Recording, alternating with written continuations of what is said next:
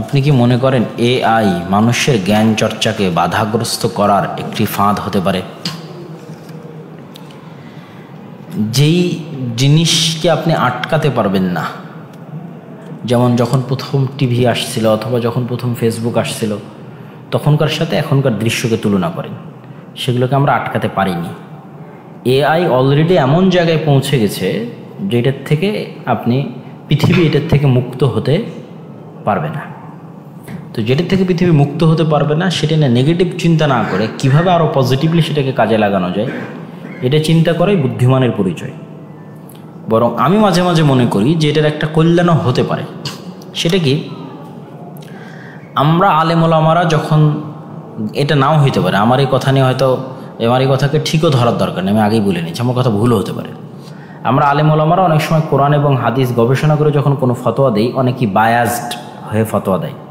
মানে দেখা যাচ্ছে আমি আহলে হাদিস ব্যাকগ্রাউন্ড থেকে আসছি, হানাফি ব্যাকগ্রাউন্ড থেকে আসছি, শাফি ব্যাকগ্রাউন্ড থেকে আসছি, আমি ওই থট থেকে হাদিস এবং কোরআনটাকে বোঝার চেষ্টা করি এবং ওই থট থেকে মানুষকে ফতোয়া দেওয়ার চেষ্টা করি। তাহলে এআই যদি বায়াসড না হয়, হওয়ার কথা নয়, সেক্ষেত্রে এআইকে যদি আপনি ফুল নলেজ দিয়ে দেন, তাহলে দেখবেন যে হাদিস তাহকিকের ক্ষেত্রেও মতভেদ নাই, ফতোয়ার ক্ষেত্রেও মতভেদ নাই, কেননা সে তো বায়াসড না। যদি বায়াসড না হয়ে সে যদি সরাসরি কোরআন এবং হাদিসের জ্ঞান পায় এবং সেটা যদি তার মধ্যে ইনপুট করা হয় সঠিকভাবে, তাহলে ওখান থেকে আরও সঠিক ফতোয়া এবং আরও সঠিক বিষয়গুলো উঠে আসতে পারে, যেটা হয়তো আজ থেকে 50 বা 100 বছর পর দেখা যাবে যে মুসলমানদের মধ্যে আর এই ফিকহি মাসলা মাসাইল না তেমন মতভেদই নাই এআই এর কল্যাণে। যেটা এখন থাকতেছে কেন, আমি আমার মতো গবেষণা করতেছি, আমার মতো ফতোয়া দিচ্ছি, আরেকজনের মতো গবেষণা করতেছে, সে তার মতো ফতোয়া দিচ্ছে, সবাই বায়াসড। যখন এআই এরকম জ্ঞান অর্জন করে ফেলবে, ঠিক আছে, এবং সে যখন বায়াসড না হয়ে ডিসিশন দিবে, তখন পৃথিবী ব্যাপকভাবে বৈপ্লবিকভাবে পরিবর্তিত হয়ে যাবে। তখন দেখা যাচ্ছে যে ইসলামের ক্ষেত্রেও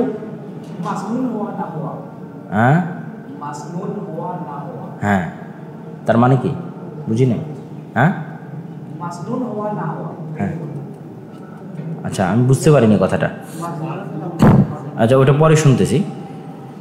তো এরকম ব্যাপক বৈপ্লবিক পরিবর্তন আসতেও পারে, এআই নিয়ে আসতেই পারে, অস্বাভাবিক কিছু নয়। সুতরাং এটা সম্পর্কে নেগেটিভ চিন্তা না করে কীভাবে পজিটিভলি এটাকে কাজে লাগানো যায় সেটাই চেষ্টা করা উচিত।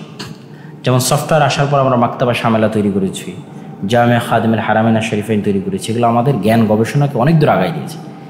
এআই আসার পর যদি ইসলামী জ্ঞানের সাথে এআইকে কানেক্ট করা যায়, বিশুদ্ধভাবে ইনপুট দেওয়া যায় পুরো ইসলামী শাস্ত্রের সকল জ্ঞান, তখন দেখা যাবে যে আরও সঠিক বিষয় চলে আসতেছে মানুষের কাছে, এবং ওইটাই দেখা যাচ্ছে মানুষ দলে দলে অ্যাকসেপ্ট করতেছে। তখন হয়তো বিভেদের জায়গাটাও কমে যাবে। যে এই যেমন এই যে পার্সোনাল যে প্রশ্নগুলো, যেমন একজন বললো সালাত কীভাবে আদায় করবো, সালাতের দিকে মনোযোগী হবো, এগুলো চ্যাট জিপিটিকেও জিজ্ঞেস করতে পারে। হাস্যকরের জন্য বলতেছি না, বেস্ট অ্যান্সার দেয়। পার্সোনাল বিভিন্ন বিষয়ে বেস্ট পরামর্শ দেয়, খুবই চমৎকার পরামর্শ দেয়। যে আরেকটু খুলে যদি তুলে ধরতে পারেন যে আমি এই ব্যাকগ্রাউন্ড থেকে এসেছি, ঠিক আছে, আমার পরিবারের সদস্যরা এই মেম্বারেরা এই আমি সকালে এই করি, সন্ধ্যায় এই করি, এই জায়গায় জব করি, এর মধ্যে থেকে আমি সালাত আদায় করতে চাই, পারি না, এই কারণে পারি না, তুমি একটু পরামর্শ দাও। চমৎকার পরামর্শ পাবেন, যেটা দেখা যাচ্ছে আমিও হয়তো দিতে পারতেছি না। একজন 5 ওয়াক্ত নামাজি ও রমাজানের নামে রোজাদারের অন্তর অহংকার থাকলে অথবা রক্ত সম্পর্কের আত্মীয়তা ছিন্ন করলে অথবা হাক্কুল ইবাদ আদায় না করে মারা গেলে ওই ব্যক্তি কি জান্নাতে যাবে? হাক্কুল ইবাদ মিস করে গেলে, আত্মীয়তার সম্পর্ক ছিন্ন করে হাক্কুল ইবাদ মিস করে গেলে সরাসরি জাহান্নামে যাবে এটাও বলা যাবে না, সরাসরি জান্নাতে যাবে এটাও বলা যাবে না। কেন বলা যাবে না? প্রথমত, তার যাদের হক নষ্ট করেছে তারা তাকে ক্ষমা করতেছে কিনা এটা দেখার বিষয়। সে ক্ষমা চেয়ে থাকুক অথবা না চেয়ে থাকুক, ক্ষমা না চাইলেও কিন্তু অনেক মানুষ ক্ষমা করে দেয়। ক্ষমা করে দেয় না? দেয় না? ক্ষমা করে দেয়, যে অমুক মারা গেছে, আমার যা হক ছিল আমি ক্ষমা করে দিলাম। যদি ক্ষমা করে দেয় তাহলে তো আর সেটা আল্লাহ সুবহানাহু ওয়া তাআলা বিচারের আওতাধীনের মধ্যে নিয়ে আসবেন না।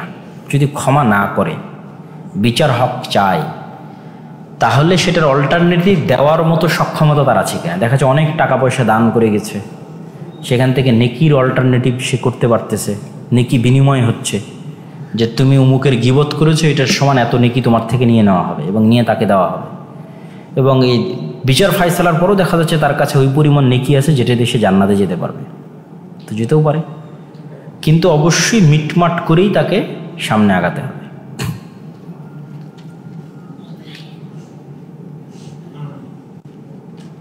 শাইখ অনেক মসজিদে আহলে হাদিস অনুসারীদেরকে সালাত আদায় করতে নিষেধ করা হয়। এটা খুবই ন্যাক্কারজনক এবং জঘন্য একটি কাজ।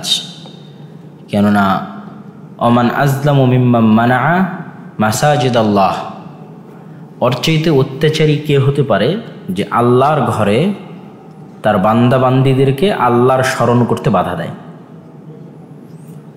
তো যারা মুসলিম হিসেবে বিবেচিত হবে তাদেরকে মসজিদ প্রবেশ থেকে বাধা প্রদান করা অনেক বড় গুনাহে কবিরা। বাধা প্রদান করতে হলে আগে ফতোয়া দিতে হবে সে মুসলমান নয়, তারপরেও অমুসলিমরাও মসজিদে প্রবেশ করতে পারে। রাসূল সাল্লাল্লাহু আলাইহি ওয়াসাল্লামের যুগে অসংখ্য মুসলিম মসজিদে প্রবেশ করেছে, এই আর কি। তো ঠিক আছে, আর প্রশ্ন আছে?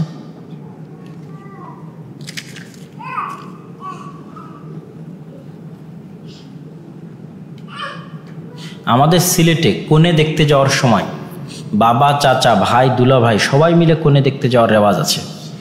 সম্প্রতি আমার বিয়ের আলাপ চলাকালে আমার শ্বশুরবাড়ি থেকে তারা স্পষ্ট জানিয়ে দেয় যে আমরা শুধু ছেলেকে কন্যা দেখতে দেব। এটাকে কেন্দ্র করে আমার বাবা এবং চাচারা মিলে, বিশাল প্রশ্ন তো, চাচারা মিলে গন্ডগোল লাগিয়ে বিয়ে ভেঙে দেয়।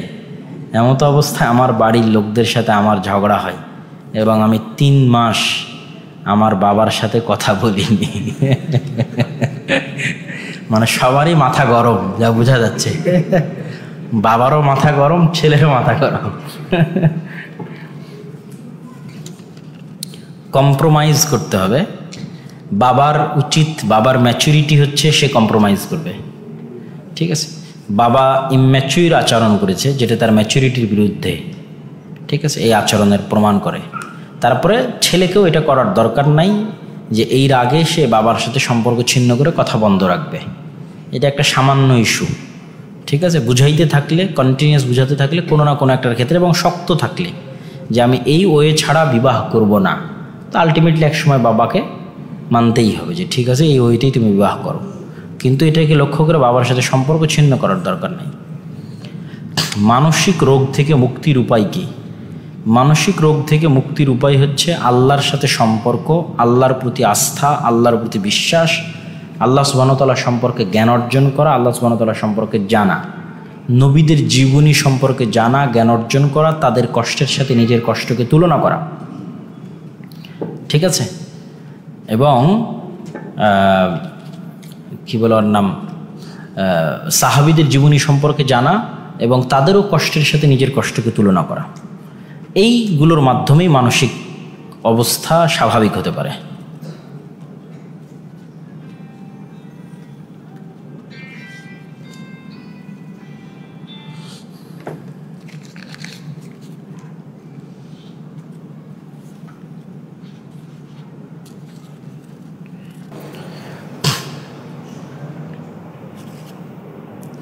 দিনের ইলম অর্জনের জন্য আরবি শেখা জরুরি। কেন জরুরি? এই জন্য যে ইসলামের তো মূল বেসিক ল্যাঙ্গুয়েজটাই হচ্ছে আরবি।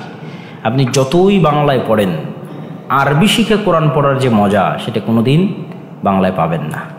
এটা হচ্ছে রিয়াল ফিলিংস।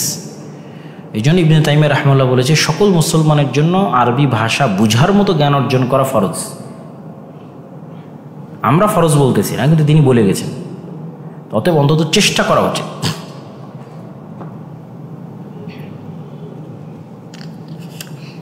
জি, আমরা বৈঠক শেষের দোয়া পড়ি। আরও আছে, দিনহীন শিক্ষার কুফল, অসুস্থতা কি শাস্তি? দিনহীন শিক্ষার কুফল হচ্ছে মানুষ মেশিন হবে এবং মানুষকে টাকা উৎপাদনের মেশিন মনে করা হবে, এবং টাকা উৎপাদনের মেশিন হিসেবে যখন মানুষকে ট্রিট করা হবে তখন মানুষের যে ফ্যামিলি বন্ডিং আছে সেটা ধ্বংস হয়ে যাবে। স্ত্রীও টাকা উৎপাদনের মেশিন, স্বামীও টাকা উৎপাদনের মেশিন, সন্তানও টাকা উৎপাদনের মেশিন। রিলেশনটা হয়ে যাবে বস্তুগত, জাগতিক, দুনিয়াবি। আর যেখানে ইসলামের দৃষ্টিতে রিলেশনগুলো অপার্থিব, এটা টাকা দিয়ে মূল্যায়ন করা যায় না, বাবা মায়ের সাথে আমার সম্পর্ক কখনোই টাকা দিয়ে মূল্যায়ন হয় না, স্ত্রীর সাথে স্বামী সম্পর্ক টাকা দিয়ে মূল্যায়ন হয় না। তাহলে এই জিনিসগুলো আপনাকে দিন শিখাবে, আমাদের ফ্যামিলি, আমাদের পরিবার, আমাদের পরকাল, আমাদের ঈমান, ঠিক আছে, এবং সভ্য আদর্শ মানুষ হিসেবে পৃথিবীতে শান্তিপূর্ণভাবে বসবাস করা, প্রজন্মকে রক্ষা করা, এটা দিন ছাড়া সম্ভব নয়। অসুস্থতা কি শাস্তি? বিপদ আপদ হোক আর অসুস্থতা হোক, কোনোটা কি ডাইরেক্ট বলা যাবে না যে এটা শাস্তি। যদি শাস্তিই হইতো তাহলে ইউসুফ আলাইহিসসালাম কোন গুনাহের শাস্তি ভোগ করতেছিলেন? যখন তিনি মানুষের বাড়িতে কাজ করেন, যখন তিনি কারাগারে, কোন গুনাহের শাস্তি? তিনি তো ছোট্ট বাচ্চা, কিসের শাস্তি তিনি ভোগ করতেছেন? তো সবগুলোই শাস্তি হয় না, কোনোটা পরীক্ষা, কোনোটা শাস্তি।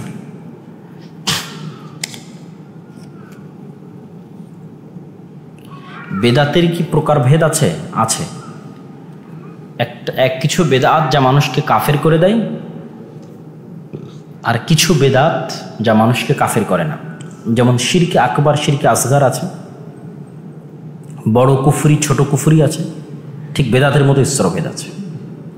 এই জন্য দেখবেন যে যেগুলো বড় বড় হাদিস গ্রন্থ, সেগুলো তো বেদাতের রেওয়ায়াত আছে। সহি বুখারী, সহি মুসলিমে অসংখ্য বেদাতের রেওয়ায়াত আছে, কিন্তু সেগুলো এমন বেদাতি যারা কাফের নয়, মানে এমন বেদাত লালন করে না যেটা কাফের করে দিবে, সেরকম কোনো বেদাত লালন করে না। এই ধরনের রাবিদের রেওয়ায়াত আছে, তাদের থেকে রেওয়ায়াত ইমাম বুখারী নিয়েছে, ইমাম মুসলিম নিয়েছে।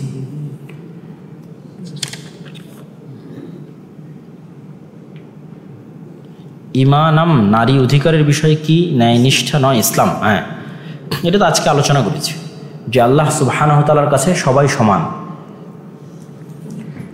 আল্লাহ সুবহানাহু তাআলার কাছে নারী এবং পুরুষ লিঙ্গের ভিত্তিতে কেউ বেশি মর্যাদা পেয়েছে, কেউ কম মর্যাদা পেয়েছে, কেউ বেশি অধিকার পেয়েছে, কেউ কম অধিকার পেয়েছে, এটা অসম্ভব। বরং সমাজের জন্য যেটা ন্যায় আল্লাহ সুবহানাহু ওয়া তাআলা সেটাই ফায়সালা করেছে। মানুষের জন্য যেটা ন্যায় আল্লাহ সুবহানাহু ওয়া তাআলা সেটাই ফায়সালা করেছে। যে ইসলামের কোনো বিধিবিধানে এরকম পাবেন না যে সালাত মহিলা আদায় করলে কম নেকি, সালাত পুরুষ আদায় করলে বেশি নেকি, ঠিক আছে, সিয়াম মহিলা আদায় করলে কম নেকি, সিয়াম পুরুষ আদায় করলে বেশি নেকি, এরকম কিচ্ছু নাই। সব জায়গায় তাদের অ্যাক্সেসটা সমান। কিছু কিছু ক্ষেত্রে প্রয়োজনীয়, কিছু কিছু ক্ষেত্রে যে লিমিটেশনগুলো আছে, সেই লিমিটেশনগুলো সমাজের প্রয়োজনে, সেটা কিছু ক্ষেত্রে পুরুষকেও আরোপ করা আছে, কিছু ক্ষেত্রে নারীকেও আরোপ করা আছে, সেটা সমাজের প্রয়োজনে করা আছে।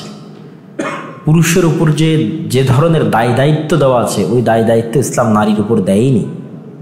পুরুষকে বিবাহের ক্ষেত্রে মহারানা, মেয়ের রুজি রুটির ব্যবস্থা, মেয়ের থাকা খাওয়া পরিধানের ব্যবস্থা, সকল জিম্মেদারি ইসলাম পুরুষের উপর দিয়ে রেখেছে, এবং এগুলোর কমতি করাকে জুলম হিসেবে ধরা হয়েছে। এগুলোর একটাও জিম্মেদারি কিন্তু নারীর উপর দেওয়া নাই, কিন্তু তারপরেও তার অর্থনৈতিক অধিকারের স্বীকৃতি আছে। মা হিসেবে আছে, দাদি হিসেবে আছে, কন্যা হিসেবে আছে, বোন হিসেবে আছে। মানে একজন মেয়ে অ্যাট এ টাইম, সে যেমন পিতার কাছ থেকে কন্যা হিসেবে সম্পত্তি পাচ্ছে, ঠিক স্বামী মারা গেলে স্বামীর স্ত্রী হিসেবে সম্পত্তি পাচ্ছে। যদি তার ছেলে মারা যায় তো ছেলের কাছ থেকে মা হিসেবে সম্পত্তি পাচ্ছে। যদি ভাই মারা যায় ভাইয়ের কাছ থেকে বোন হিসেবে সম্পত্তি পাচ্ছে। তো বিভিন্ন ক্যাটাগরি থেকে তাকে সম্পত্তি দেওয়ার ব্যবস্থা করা আছে, যেটা শুধু যে এক ক্যাটাগরি নিয়ে চিল্লাচিল্লি করা হয় বা কথা বলা হয় সেটা অযৌক্তিক। এবং অনেক ক্ষেত্রে সমান দেওয়া আছে। যেমন সন্তান মারা গেলে পিতা এবং মাতা যদি বেঁচে থাকে, তা পিতা মাতা তো একজন পুরুষ একজন নারী, তাহলে সেই হিসেবে পিতাকে তো বেশি দেওয়ার কথা সন্তানের সম্পত্তি, আর মাকে তো কম দেওয়ার কথা, তা করা নেই। দুইজনকে 1/6, মানে 6 ভাগের 1 ভাগ, তাহলে সমান দেওয়া আছে। তাহলে সন্তান মারা গেলে পিতা এবং মাতা সমান সম্পত্তি পাচ্ছে।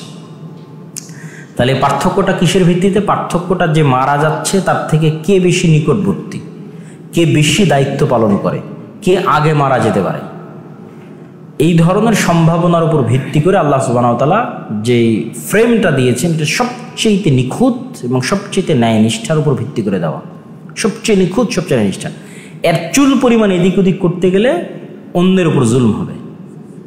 মানে যদি এখন আপনি চেঞ্জ করে বলেন পিতার সম্পত্তিতে ছেলে যা পায় কন্যাও তাই পাবে, তাহলে পুরুষের উপর জুলম হবে।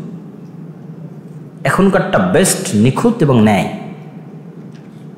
এটা আরও চিন্তা করলে এগুলোর বিষয়ে আমাদের অনেক বক্তব্য আছে, লেখনী আছে, গবেষণা আছে, সেগুলো পড়ে দেখতে পারেন। আপনি মক্তব নিয়ে কাজ করেন, সিলেটের অনেক এলাকা মক্তব পুরুত্বের সাথে প্রতিষ্ঠিত নয়, এ ব্যাপারে নাসিহা করুন।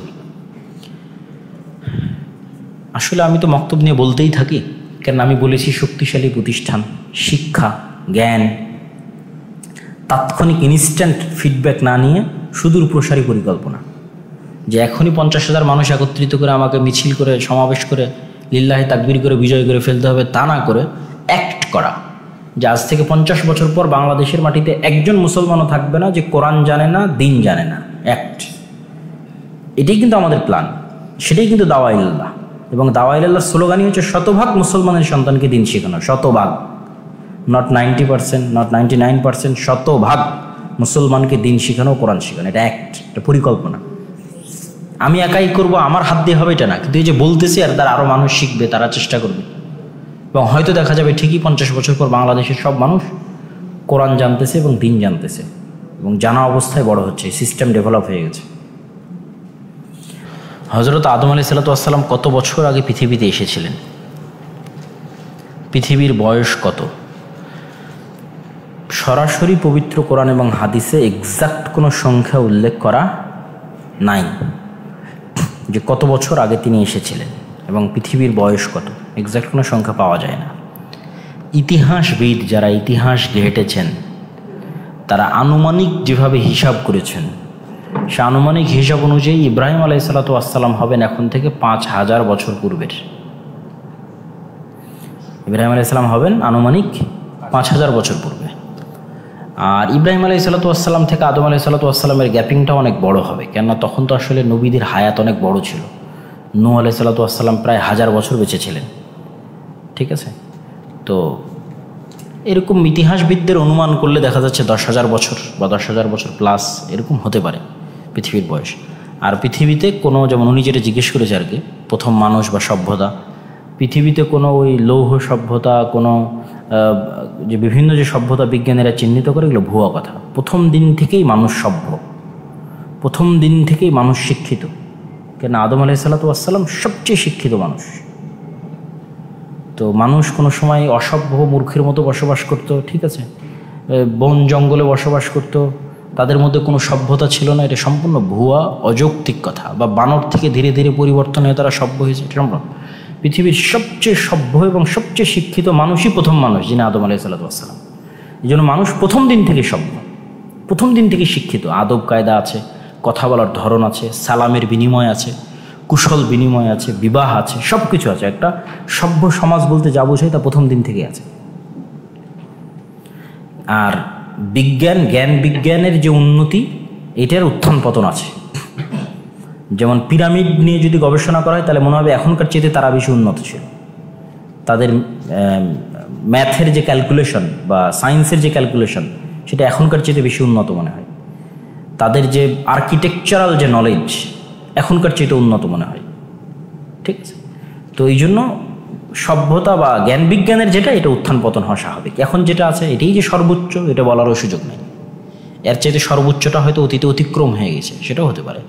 যেভাবে আল্লাহ আদ জাতির কথা বলেছে, সামুদ জাতির কথা বলেছে, ফেরাউনের কথা বলেছে, তো ওই সময়গুলোতে হয়তো মানুষের শিক্ষা, সংস্কৃতি, জ্ঞান বিজ্ঞানের সর্বোচ্চ যুগটা ছিল।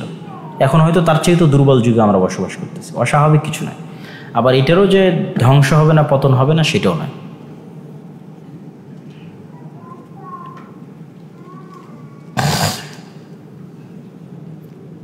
তবে আরেকটা মজার কথা মনে পড়লো, আল্লাহকে দায়িত্ব দেওয়ার 1 নম্বর কারণ,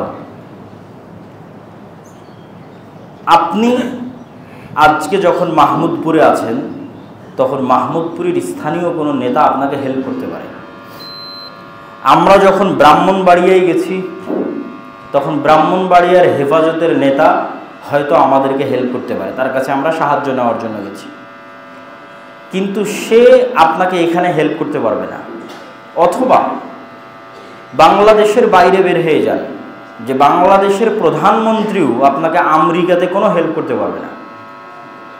বাংলাদেশের প্রধান উপদেষ্টা আমেরিকায় যা দাম, সে অনুযায়ী আপনাকে আমেরিকার মাটিতে কোনো বিপদে বাংলাদেশের প্রধানমন্ত্রীও কোনো হেল্প করতে পারবে না।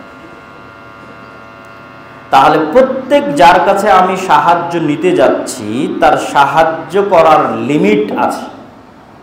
যে আমি একজন এমপির কাছে সাহায্য নিতে যাচ্ছি, একজন মন্ত্রীর কাছে সাহায্য নিতে যাচ্ছি, ওর লিমিট কি, ওর এরিয়া, ওর এলাকা, এর বাইরে ওর সহযোগিতা করা সম্ভব নয়।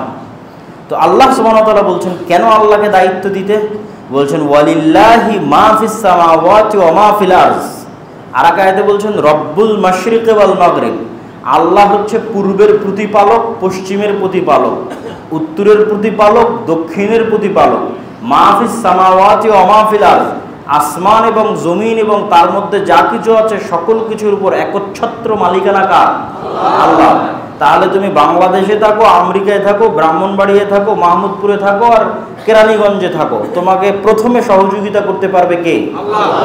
কমন, সব জায়গায় কমন একমাত্র সহযোগিতা করতে পারবে আল্লাহ সুবহানাহু ওয়া তাআলা।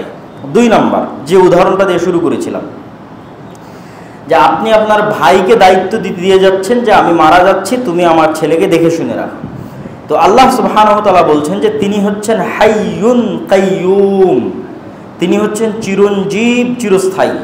এটা দ্বারা আল্লাহ কি বুঝাচ্ছেন? এটা দ্বারা আল্লাহ সুবহানাহু ওয়া তাআলা বুঝাচ্ছেন যে আপনি দুনিয়াতে যেই ব্যক্তিকে দায়িত্ব দিয়ে যাচ্ছেন সে যে আপনার আগেই মারা যাবে না, অথবা আপনার ছেলে মেয়ের আগে মারা যাবে না, এর কোনো গ্যারেন্টি আছে? এর কোনো গ্যারেন্টি নেই। তাহলে আপনি যাকেই দায়িত্ব দেন না কেন, সেই দায়িত্বশীল আপনার আগেই দুনিয়া থেকে বিদায় নিয়ে নিতে পারে, অথবা আপনার ছেলের দায়িত্ব দিয়ে গেলে আপনার ছেলের বিদায় নেওয়ার আগে দায়িত্বশীল দুনিয়া থেকে বিদায় নিয়ে নিতে পারে। তাহলে চিরঞ্জীব, চিরস্থায়ী হিসেবে আপনার ছেলের দায়িত্ব কাকে দেওয়া যৌক্তিক? আল্লাহকে দেওয়া যৌক্তিক। তাহলে কে বাঁচলো কে মরলো সেটা দেখে লাভ নাই। করোনা ভাইরাসে এসে পুরো বংশ বিলীন হয়ে গেল, কিন্তু আপনি দায়িত্ব দিয়ে রেখেছেন কার উপর? আল্লাহ সুবহানাহু ওয়া তাআলার উপর। দেখা যাচ্ছে ফিলিস্তিনের গাজা একজন মানুষ যদি বলে আমার ছেলের দায়িত্ব আমি তোমাকে দিয়ে গেলাম, তো 1 সেকেন্ড পর বোমা এসে সেই মারা গেল, তো দায়িত্ব নিয়ে কি হলো? তো সে যদি বলে না হে আল্লাহ আমার ছেলের দেখাশোনার দায়িত্ব তোমার উপর দিয়ে গেলাম, তাহলে কেননা তিনি হচ্ছেন হাইয়ুন কাইয়ুম। আর 1 নাম্বার কি? সব জায়গায় সহযোগিতা করতে পারবে। তাহলে 1 নাম্বার লজিক গেল পৃথিবীর সকল জায়গায় তিনি সহযোগিতা করার ক্ষমতা রাখেন। 2 নাম্বার লজিক গেল তিনি চিরঞ্জীব, চিরস্থায়ী, কখনো মৃত্যুবরণ করেন না। এবার 3 নাম্বার, আল্লাহ সুবহানাহু তাআলাকে যখনই আমরা চাই না কেন তখনই আমরা আল্লাহ সুবহানাহু তাআলাকে সাথে যোগাযোগ করতে পারি, সম্পর্ক স্থাপন করতে পারি। এটা একটা বড় বিষয়, যে আপনার যত বড় ব্যক্তি পরিচিত থাক, জুলাইয়ের আন্দোলনের সময় 1 সপ্তাহ ব্যাপী ইন্টারনেট বন্ধ ছিল। অনেক সময় অনেক জঙ্গলে চলে যাবেন, গ্রাম অঞ্চলে চলে যাবেন, নেটওয়ার্ক নাই। পৃথিবীতে কোনো একটা বড় কিছু ঘটে গেল, কোনো মোবাইলে নেটওয়ার্ক নাই। তাহলে আপনি যে ওর সাথে যোগাযোগ করে সহযোগিতা চাইবেন, সে যোগাযোগেরই তো ব্যবস্থা নাই। সমুদ্রের মধ্যে আছেন, মরুভূমির মধ্যে আছেন, জঙ্গলের মধ্যে আছেন, সহযোগিতা যে নেবেন মানুষের কাছে। দেখা যাচ্ছে সমুদ্রের মধ্যে একটা জাহাজ ডুবতেছে, তো সেই জাহাজের ব্যক্তি এখন সহযোগিতা চাচ্ছে পার্শ্ববর্তী আর এক জাহাজের কাছে, যোগাযোগই হয় না, তো কি সাহায্য চাইবে? তাহলে এই প্রত্যেকটা যার উপর মানুষ ভরসা করতেছে, এগুলো একটাও স্বয়ং সম্পূর্ণ নয়। ওই ব্যক্তিটা যদি মনে করতো এখন ইনস্ট্যান্ট যার সাথে যে কোনো সময় যোগাযোগ করা সম্ভব, যার সাথে সম্পর্ক স্থাপন করা সম্ভব, তিনি কে? আল্লাহ। তাহলে তখন সে আল্লাহর উপর দায়িত্ব দিত এবং আল্লাহর উপর ভরসা স্থাপন করতো যে আল্লাহ এই বিপদ থেকে আপনি আমাদের উদ্ধার করেন। তারপরে তখন আল্লাহ ব্যবস্থা তৈরি করে দিবে, কাকে কার মাধ্যম দিয়ে আপনার সহযোগিতা করাবে তার ব্যবস্থা তৈরি করে দিবে। তো এই তিনটে বড় বড় লজিক, যে লজিকগুলো আল্লাহ সুবহানাহু ওয়া তাআলা নিজে কোরআন মাজিদে তুলে ধরেছেন এবং বারবার আল্লাহ বলতে থেকেছেন যে ওয়াকাফা বিল্লাহি ওয়াকিলা, দায়িত্বশীল হিসেবে আল্লাহ সুবহানাহু ওয়া তাআলা যথেষ্ট। ওয়াকাফা বিরব্বিকা ওয়াকিলা, দায়িত্বশীল হিসেবে আপনার প্রতিপালক যথেষ্ট। আল্লাহু খালিকু কুল্লি শাইইন ওয়া হুয়া আলা কুল্লি শাইইন ওয়াকিল, আল্লাহ সুবহানাহু ওয়া তাআলা সকল কিছুর দায়িত্বশীল হিসেবে যথেষ্ট। এবং আরও অসংখ্য আয়াতে আল্লাহ সুবহানাহু ওয়া তাআলা তার উপর ভরসা করার আদেশ দিয়েছেন। ওয়া আলাল্লাহি ফালিয়াতাওয়াক্কালিল মুমিনুন, মুমিনেরা আল্লাহর উপরই ভরসা করে। ফাকুল হাসবিয়াল্লাহ লা ইলাহা ইল্লাহু আলাইহি তাওয়াক্কালতু ওয়া হুয়া রাব্বুল আরশিল আযীম, আমার জন্য আল্লাহই যথেষ্ট, আমি আল্লাহর উপরই ভরসা স্থাপন করি, তিনি আরশে আযীমের মালিক। ইন্নী তাওয়াক্কালতু আলাল্লাহ রাব্বি ওয়া রাব্বুকুম, আমি আমার এবং তোমাদের প্রতিপালক আল্লাহর উপর ভরসা করি। তাওয়াক্কালতু আলাইহি ফালাতাওয়াক্কালিল মুতাওয়াক্কিলুন, আল্লাহ সুবহানাহু ওয়া তাআলার উপরেই মুমিনগণ ভরসা স্থাপন করে থাকেন। এরকম অসংখ্য আয়াতে আল্লাহ সুবহানাহু ওয়া তাআলা তার নিজের উপর তার উপর ভরসা করার আদেশ এবং আহ্বান দিয়েছেন। সম্মানিত উপস্থিতি, তাহলে আমাদের এই আলোচনার দ্বিতীয় অংশ থেকে আমরা যেটি বুঝাতে চাইলাম, আমাদের আলোচনার প্রথম অংশ ছিল দাওয়াতি কাজ করলে বাধা বিপত্তি, জুলম, অত্যাচার, নিন্দা, অপবাদ আসবেই। তো আমাদের উপর অতীতের উম্মতের মতো এখনো আসেনি, সুতরাং মানসিকভাবে প্রস্তুত থাকতে হবে আসার জন্য, ওই পরীক্ষায় উত্তীর্ণ হওয়ার জন্য। 2 নম্বর, পরীক্ষায় উত্তীর্ণ হওয়ার 1 নম্বর শর্তই হচ্ছে বিপদ আপদে মানুষের উপর ভরসা করবেন না আল্লাহর উপর ভরসা করবেন? বিপদ আপদে 1 নম্বর ভরসা হবে আল্লাহ সুবহানাহু ওয়া তাআলার উপর। ওসিলা হিসেবে মানুষ চেষ্টা করবে তার সাধ্য অনুযায়ী, সেটা ভিন্ন, কিন্তু কোনো ব্যক্তির উপর, কোনো রাজনৈতিক নেতার উপর, কোনো দলের উপর, কোনো কিছুর উপর ভরসা হবে সেটি না, আল্লাহর উপর ভরসা হবে। 3 নম্বর পরীক্ষা হচ্ছে যখন আপনি দাওয়াতি কাজ করবেন, এই দাওয়াতি কাজের বরকতকে অব্যাহত রাখার জন্য আপনাকে এতটুকু মনে রাখতে হবে যে বহিরাগত জুলম দিয়ে কোনোদিন সত্যকে ধামাচাপা দেওয়া যায়নি। বহিরাগত জুলম দিয়ে কখনো মুসলমানদের ক্ষতি করা যায়নি, কোনোদিন না। অতীতেও কোনোদিন হয়নি, আজও হবে না, ভবিষ্যতেও হবে না। মুসলমানদের সব সময় ক্ষতি হয়েছে তাদের অভ্যন্তরীণ কোন্দল আর দ্বন্দ্বের কারণে। মুসলমানদের সব সময় ক্ষতি হয়েছে তাদের নিজের মারামারির কারণে, নিজের কামড়াকামড়ির কারণে। এই নিজের মারামারি এবং কামড়াকামড়িটা আসে সত্যবাদিতা, ন্যায়পরায়ণতা এবং আমানতদারিতার অভাবের কারণে।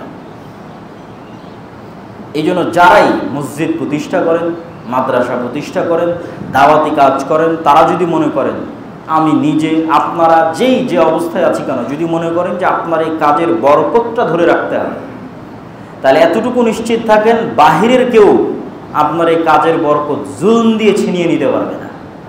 বরং জুলম যত বাড়বে আপনার পা তত মজবুত হবে, আপনার পা পৃথিবীতে তত মজবুত হবে, আপনার দাওয়াত তত শক্তিশালী হবে।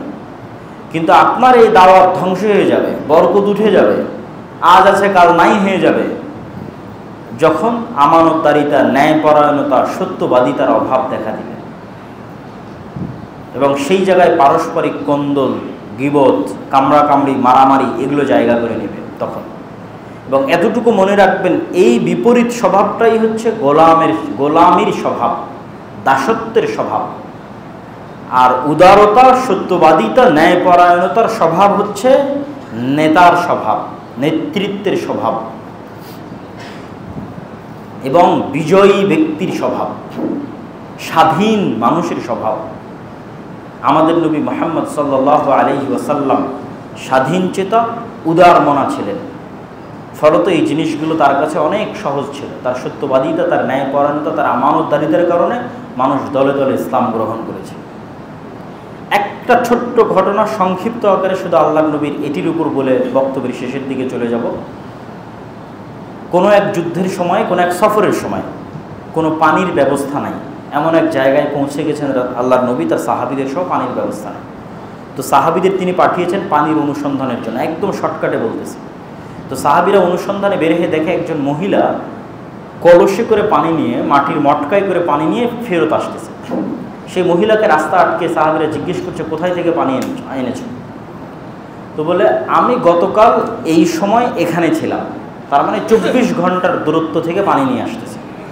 তথা এখন পানি আনতে গেলে 24 ঘন্টার পথ উট চালানো লাগবে, অথবা একদিনের পথ ঘোড়া দৌড়ানো লাগবে।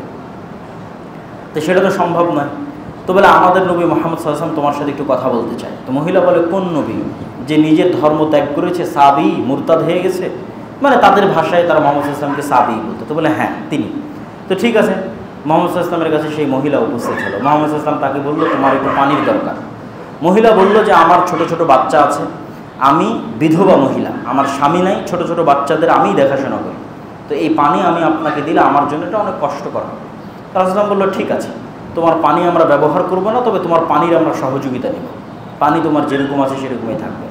আল্লাহর নবী দোয়া পড়ে পানিতে একটু থুতু নিক্ষেপ করলেন, থুতু নিক্ষেপ করে দিয়ে সেই পানি সাহাবীদের নিতে বললেন। সাহাবীরা সেই পানিতে উজু করলো, তাদের পশু প্রাণী সব সেই পানিতে তাদের পেট পূর্ণ করে পিপাসা মিটিয়ে নিল। তারপরে ওই মহিলার কলসে যা পানি থাকার তাই থেকে গেল।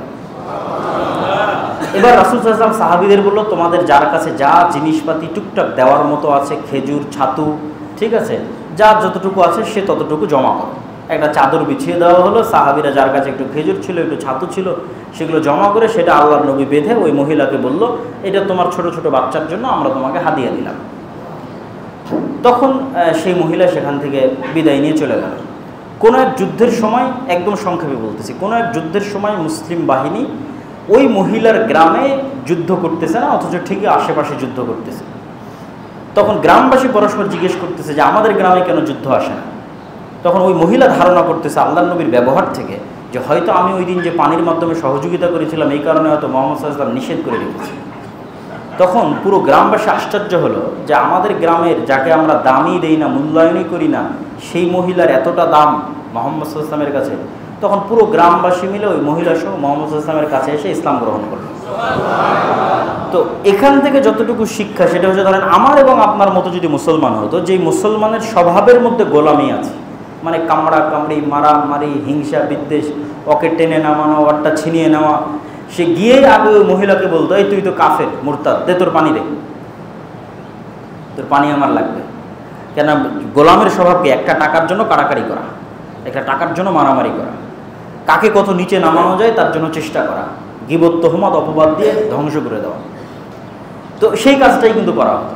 কিন্তু সেই কাজটা না করে সাহাবীরা কি বললেন, আপনার সাথে কথা বলবে, আসেন। তো মুহাম্মদ সাল্লাল্লাহু আলাইহি ওয়াসাল্লাম চাইলে বলতে পারতেন যে এই মহিলাও তো কাফের, মুশরিক, আল্লাহর নবীকে মুরতাদ বলছে। আর যেই বাচ্চার গল্প শোনাচ্ছে যে না খেয়ে আছে বা তার দায়িত্ব পালন করে, ওগুলোও তো কাফের মুশরিক। তো কাফের মুশরিকের জন্য বিবেচনা করে লাভ কি? তোমার পানিটি আমরা নিয়ে নেব, তুমি বাঁচলে বাঁচো, মরে মরো, আচ্ছা সেটাও বাদ দিলাম। পানি তো নিল না, নিলই না, তার পানি তো যতটুকু থাকলোই, তারপরেও ওই কাফের মুশরিকের সন্তান, কাফের মুশরিকের জন্য এতগুলো মুমিন মুসলিম খোলাফায়ে রাশিদিন, রাসূল, তাদের খেজুর, তাদের ছাতু দিয়ে সহযোগিতা করার কি দরকার? আর পানি তো ব্যবহারই করে। আর আমি তো তোর পানি নেই নি, যা ভাগ, তোর কাফের মুশরিক আর তোর কাফের মুশরিক সন্তানের জন্য কি করবো? তাহলে এটা আল্লাহর নবীর ব্যবহার একজন কাফের মুশরিকের সাথে এবং তার পরিবারের সাথে। এবার আপনি তুলনা করেন একজন মুসলমানের ব্যবহার আর একজন মুসলমানের সাথে, কোন অবস্থায় আছে এবং কোন লেভেলে আছে। এটাই হচ্ছে আমাদের ধ্বংসের আলামত। এবং আমি এটাকে আমার বহু বক্তব্যে বলেছি, এটাকে বলা হয় গোলামির চিহ্ন, গোলামির আলামত। আমাদেরকে আত্মমর্যাদা সম্পন্ন, স্বাধীন, উদার মনের নেতৃত্বের গুণাবলী সম্পন্ন হতে হবে। এই জন্য আল্লামা ইকবাল বলেছিলেন ইউরোপ সফরের পর, সাবাক ফিরসে পর সাদাকাত কা, আদালত কা, শুজাআত কা লিয়া জায়েগা তুঝসে কাম, দুনিয়া কি ইমামত কা। যে মুসলমানেরা তোমাদের মধ্যে সব আছে, সালাত, সিয়াম, হজ, যাকাত, ইসলামের যেগুলো বেসিক রিচুয়ালস, ইসলামের যেগুলো আনুষ্ঠানিকতা, সেগুলো সবই তোমাদের মধ্যে আছে। মুখে দাড়ি বলো, মাথায় টুপি বলো, সব আছে। কিন্তু নাই কি? তোমাদের মধ্যে ন্যায়পরায়ণতা, সত্যবাদিতা এবং আমানতদারিতার অভাব আছে, যেটা তোমাদের নবীর ছিল, তোমরা সেটা হারিয়ে ফেলেছো। ধরেন, উদাহরণ হিসেবে ধরেন এই জামালপুরেরই কত মানুষ আপনারা এখানে মসজিদে এসেছেন, সালাত আদায় করছেন, সিয়াম পালন করছেন, হজ করছেন, ওমরা করছেন, কিন্তু দেখেন আপনার বোনকে তার বাপের সম্পত্তিতে আপনি ন্যায়ের ভিত্তিতে সম্পত্তি বুঝিয়ে দেননি। দেখা যায় যমুনার চরে যেটা পানিতে ডুবে আছে ওটা বোনকে দিয়েছেন, যেটা ভালো বেলেছে আছে সেটা আপনি নিজে নিয়েছেন। তাহলে আপনার মধ্যে ইসলামের সব আছে, আসল জিনিসটাই তো নাই, যেটা আল্লাহর নবীর ছিল। ন্যায়পরায়ণতা নাই, সত্যবাদিতা নাই, আমানতদারিতা নাই। আপনারাই যখন দেখবেন যে গ্রামে বিয়ে হচ্ছে, এলাকায় বিয়ে হচ্ছে, যৌতুকের ভিত্তিতে বিবাহ হচ্ছে। যৌতুকের ভিত্তিতে বিবাহ অন্যায়, মানুষের উপর জুলুম, মানুষের উপর অত্যাচার। তাহলে এরকম আপনি বাছাই করে খুঁজে খুঁজে দেখেন, কি মসজিদ, কি মাদ্রাসা, কি আপনার আলেম ওলামা, কি সমাজের দায়িত্বশীল এসপি, মন্ত্রী, ওসি, ডিসি, এসপি, মন্ত্রী সব দেখবেন প্রধান অতিথি, বিশেষ অতিথি ইসলামী জালসা। গত 16 বছরও ছিল, তাহাজ্জুদ গুজারও ছিল, হাজি ছিল, ওমরাকারীও ছিল, কিন্তু ছিল না কি? তার নিজের দায়িত্বে সৎ এবং ন্যায়পরায়ণ ছিল না। এই কারণেই তো দেশ ধ্বংস হয়ে গেছে। এই জন্য মুসলমানদের এই নেতৃত্বের এই গুণগুলো অর্জন করতে হবে, তাহলে তারাও স্বাধীন হবে এবং পুরো পৃথিবীকে নেতৃত্ব দিতে পারবে ইনশাআল্লাহ। আজকে দেখেন যে এই যে এত বৃহৎ আন্দোলনের পর বাংলাদেশের একটা সুন্দর পরিবেশ, এই সুন্দর পরিবেশের মধ্যে দেখবেন পাল্লা দিয়ে বাংলাদেশের রাজনৈতিক দলগুলো পার্শ্ববর্তী দেশের কাছে মাথা বিক্রি করে দিচ্ছে। আল্লাহ দিয়ে। কেন? এটাই হচ্ছে গোলামীর স্বভাব। এইভাবেই যখন স্পেন ধ্বংস হওয়ার সময় ছিল, ওই সময়ের ইতিহাস পড়ে দেখবেন যে কিভাবে স্পেনের মুসলমান আমির ওমারারা আর মুসলমান আলেম ওলামাদের গ্রুপেরা পার্শ্ববর্তী ইউরোপিয়ান খ্রিস্টানদের কাছে বিক্রি হয়ে যেত, কিভাবে একজন আরেকজনের বিরোধিতা করার জন্য। মানে এইটা পার্শ্ববর্তী দেশের কাছে গোলাম হতে যাচ্ছে কেন? আর একজনকে সরিয়ে নিজে ক্ষমতায় যেতে যাচ্ছে। তাহলে যে যত বড় গোলাম হবে তে তাড়াতাড়ি ক্ষমতায় যাবে। ক্ষমতার নেশায় গোলামি বরণ করে নিচ্ছে। তো এইটা হচ্ছে আমাদের রাষ্ট্রের টপ লেভেল থেকে নিয়ে একদম নিম্ন লেভেল পর্যন্ত সেম অবস্থা। তো আজকের আমার এই আলোচনার সারমর্ম এতটুকুই যে দাওয়াতি কাজ করলে, আল্লাহর পথে দাওয়াত দিলে বিপদ আপদ আসবে। অতীতের উম্মতের মতো আমাদের উপর আসেনি। আসলে 1 নম্বর ভরসা হবে আল্লাহ সুবহানাহু ওয়া তাআলার উপর। কোনো মানুষের উপর নয়, কোনো ব্যক্তির উপর নয়, কোনো কিছুর উপর নয়, কোনো রাজনৈতিক দলের উপর নয়, কোনো কিছুর উপর নয়। সহযোগিতা নিব, কিন্তু ভরসা থাকবে আল্লাহর উপর, যাতে আদর্শে কম্প্রোমাইজ না করতে হয়। যখনই কোনো ব্যক্তি দলের উপর ভরসা করবেন, দেখবেন আপনি আদর্শে কম্প্রোমাইজ করেছেন বাঁচার জন্য। আর যখন ভরসা আল্লাহর উপর, সহযোগিতা করলে করবে, না করলে এভাবে মারা যাব। যেভাবে আপনাদের সামনে ঘটনা তুলে ধরলাম বালক এবং অত্র অঞ্চলের মানুষের।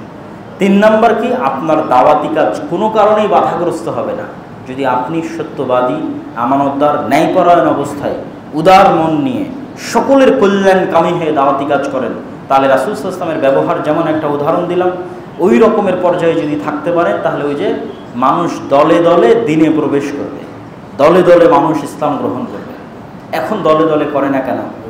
চারিত্রিকভাবে মুসলমানদের ওই চরিত্রটা নাই। আর বক্তব্যের শেষে আমাদের দীর্ঘ দাওয়াতি সফরের মধ্যে আমরা আজকে আপনাদের এখানে এসেছি। বক্তব্যের শেষে এতটুকু আহ্বান জানাবো যে আমাদের যে দাওয়াতি কাজগুলো আছে, সেই দাওয়াতি কাজগুলো গঠনমূলক দাওয়াতি কাজ বলে আমি মনে করি। এই দাওয়াতি কাজগুলোর সাথে শিক্ষা জড়িত, অন্য কিছু নয়। যেমন দাওয়া ইলাল্লাহর মাধ্যমে আমাদের যে মক্তব কার্যক্রম চলে, এটা শিক্ষা কেন্দ্রিক। সেটা যে মক্তবই হোক, যে মসজিদই হোক, কি হানাফি কি আহলে হাদিস, মুসলমানের সন্তানকে কোরআন শিখাতে হবে, দিন শিখাতে হবে। এটা হলো কাজ। কয়জন মুসলমানের সন্তানকে? 100% মুসলমানের সন্তানকে। আমরা যেটা আমাদের মোটো ঘোষণা বা স্লোগান, সেটা হচ্ছে 100% মুসলমানের সন্তানকে দিন শিখাতে হবে। তার জন্য মাদ্রাসা দিয়ে হবে না, মসজিদে মক্তব শক্তিশালী করতে হবে। তো আমি আমার অধীনে সব চালাবো এমনটা নয়, কিন্তু এই কথা বলতে বলতে আরও 1000 মানুষ মক্তব চালু করবে, তারাও মক্তবের সম্পর্কে যত্ন নেবে। তখন এভাবেই 100% মুসলমান দিন শিখবে, কোরআন শিখবে। তবে আলহামদুলিল্লাহ আমরা প্রায় 300-র অধিক মসজিদ সফর করেছি মক্তব কেন্দ্রিক। তারপরে মক্তবের সিলেবাস তৈরি করেছি। 500-র অধিক মক্তবের শিক্ষককে ট্রেনিং দিয়েছি, যাদের যাতায়াত খরচ আমরাই বহন করি। এবং এই সমস্ত মক্তবের সকল ছাত্রের যে পড়ার বই, সেটিও আমরাই সাপ্লাই দিয়েছি আলহামদুলিল্লাহ। এবং রমজান মাসে তাদেরকে ন্যূনতম হাদিয়া যতটুকু আমাদের পক্ষে দেওয়া সম্ভব হয়েছে, আল্লাহ ব্যবস্থা করে দিয়েছে আমাদের দিনী ভাইদের মাধ্যমে, সেটা আমরা পৌঁছে দিয়েছি। এখনও আমাদের মক্তবের ট্রেনিং কার্যক্রম জামিয়া সালাফিয়া রাঙ্গিপাড়া পাওয়া রাজশাহীতে চলমান। আর দ্বিতীয় আরেকটি হচ্ছে আল জামিয়া সালাফিয়ার সাথে শিক্ষা প্রতিষ্ঠানের অধিভুক্তি। জামিয়া সালাফিয়া যেহেতু বাংলাদেশের একটি ব্যতিক্রম প্রতিষ্ঠান, যেখানে দেশ বিদেশের শিক্ষকগণ সবসময়ই থাকেন। বাংলাদেশ ইনভেস্টমেন্ট ডেভেলপমেন্ট অথরিটির অনুমোদন নিয়ে 4-5 জন বিদেশি শিক্ষক সবসময় থাকেন। তাদের তদারকিতে আমাদের সিলেবাস, আমাদের পরীক্ষা, আমাদের ফতোয়া বোর্ড যেটা মাসিক আল ইতিসাম, সেগুলো নির্ধারণ হয়। এবং সৌদি আরবের মদিনা ইসলামী বিশ্ববিদ্যালয় সহ বিভিন্ন বিশ্ববিদ্যালয় থেকে শিক্ষকগণ আসতেই থাকেন। গত 1 বছরে 12 জনের অধিক শিক্ষক এসেছেন। পুরো রমজান মাস একজন থেকেছেন। এই কিছুদিন পূর্বে, 1 সপ্তাহ পূর্বে একজন 3 দিন থেকে গেলেন। তো এরকম একটি দেশের অন্যতম মানসম্মত শিক্ষা প্রতিষ্ঠান থেকে আমরা চাই দেশের অন্যান্য শিক্ষা প্রতিষ্ঠানগুলো উপকার নিক, শক্তিশালী হোক, জ্ঞানের দিক থেকে, একাডেমিক দিক থেকে। সেটিকে ভিত্তি করে মূলত আমার চলমান সফরগুলো অব্যাহত আছে। সেটিকেও আপনারা মূল্যায়ন করার চেষ্টা করবেন। আর সর্বশেষ মাসিক আল ইতিসামকে মূল্যায়ন করার চেষ্টা করবেন। আমার জানা মতে এখানেও মাসিক আল ইতিসাম আসে না, এবং আপনারাও নিজ নিজ উদ্যোগে নিয়ে আসতে পারেন। আজকেও সালাতের পরে আমাদের বই পুস্তক এবং মাসিক আল ইতিসাম পাবেন। আমি নিয়মিত মাসিক আল ইতিসামের সম্পাদকীয় লিখি এবং সমসাময়িক সকল বিষয়ে মাসিক আল ইতিসামে দিক নির্দেশনা থাকে। অন্যান্য ইলমি তো বিষয় থাকেই, উন্নত মানের ফতোয়া বোর্ডের মাধ্যমে, দেশি বিদেশি আলেমদের মাধ্যমে ফতোয়া বোর্ডের মাধ্যমে ফতোয়া তো আছেই, পাশাপাশি সমসাময়িক যে কোনো বিষয়ে দিক নির্দেশনা বিষয়ে আমি সবসময় লিখি। অতএব এই যে এসেছি, এটা একদিনের সম্পর্ক। কিন্তু মাসিক আল ইতিসাম যখন নিয়মিত আপনার কাছে যাবে তখন এটা স্থায়ী সম্পর্ক। প্রতি মাসে আপনি আমার লেখা পড়তেছেন, মানে আমার একটা মেসেজ আপনি প্রতি মাসে পড়তেছেন, কানেক্টেড থাকতেছেন। তো আপনাদের প্রতি এই উদাত্ত আহ্বান রেখে সবাইকে ঐক্যবদ্ধভাবে পারস্পরিক ভ্রাতৃত্ব বজায় রেখে সত্যবাদিতা, ন্যায়পরায়ণতা, আমানতদারিতার সাথে নির্ভয়ে আল্লাহর উপর ভরসা করে দাওয়াতি কাজ চালিয়ে যাওয়ার উদাত্ত আহ্বান জানিয়ে আমরা আল্লাহ সুবহানাহু ওয়া তাআলার নিকটে বলতে চাই যে আল্লাহ সুবহানাহু ওয়া তাআলা আমাদের এই কার্যক্রমগুলোকে কবুল করুক, আল্লাহুম্মা আমিন। যারা এই মসজিদ তৈরি করছেন, এই মসজিদ তৈরিতে আপনারা সহযোগিতা করবেন। দান অত্যন্ত শক্তিশালী ইবাদত, যেই শক্তিশালী ইবাদত কিয়ামতের মাঠে কাজে দিবে। যেমন দুনিয়াতে টাকা দিয়ে বাঁচা যায়, কিয়ামতের মাঠেও টাকা দিয়ে বাঁচা যাবে। দুনিয়াতে কিভাবে টাকা দিয়ে বাঁচা যায়? রমজানে যদি দিনের বেলায় স্ত্রীর কাছে যান তাহলে আল্লাহ বলেছেন একজন গোলাম আজাদ করতে হবে অথবা 60 জন মিসকিনকে খাওয়াতে হবে। তো 60 জন মিসকিনকে খাওয়াতে টাকা লাগে, গোলাম আজাদ করতে টাকা লাগে। হজে গিয়ে যদি কোনো আমল ছুটে যায় তাহলে আল্লাহ নবী বলেছে দম দিতে হবে। দম মানে একটা খাসি কিনতে, একটা ছাগল কিনতে, একটা দুম্বা কিনতে, একটা ভেড়া কিনতে টাকা লাগে।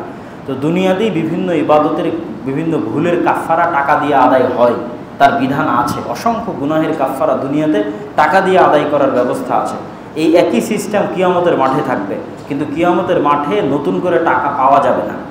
দুনিয়াতে যারা টাকা আল্লাহর রাস্তায় দান করে গেছে তার সেই টাকা কিয়ামতের মাঠে এরকম কেউ এসে বলবে ও আমার নামে গীবত করেছে, ওই টাকার দান থেকে কেটে দেওয়া হবে।